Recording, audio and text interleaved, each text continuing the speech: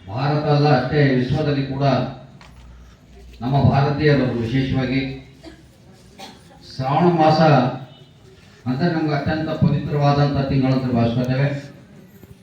ಇಂಥ ಒಂದು ಪವಿತ್ರವಾದಂಥ ತಿಂಗಳಿನಲ್ಲಿ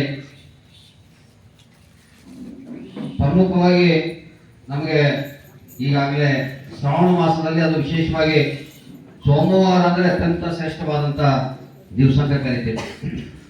ಅಂತ ವಿಶೇಷವಾದಂಥ ದಿನದಲ್ಲಿ ಅದು ನಡುವಿನ ಸೋಮವಾರ, ಅದು ದೊಡ್ಡ ಸೋಮವಾರ ಅಂತ ಕೂಡ ಕರಿತೀವಿ. ಅಂತ ಒಂದು ದಿನ ಅದು ವಿಶೇಷವಾಗಿ ಇವತ್ತು ಪರಮ ಪೂಜಾ ಈಗ ಕುಮಾರಸ್ವಾಮಿಯವರ ಬಗ್ಗೆ, ಪೂಜ್ಯ ಕುಮಾರಸ್ವಾಮಿಯವರ ಬಗ್ಗೆ ಮತ್ತು ನೂಲಿ ಚಂದ್ರಯ್ಯವರ ಬಗ್ಗೆ ಮತ್ತು ವಿಶೇಷವಾಗಿ ನಡುವಿನ ಸೋಮವಾರದ ಬಗ್ಗೆ ಸಂಕ್ಷಿಪ್ತವಾಗಿ, ಯಾಕಂದ್ರೆ ಅಪೂರ್ವ ಪ್ರವಚನ 7 ಗಂಟೆಗೆ ಆರಂಭ ಆಗ್ತದೆ.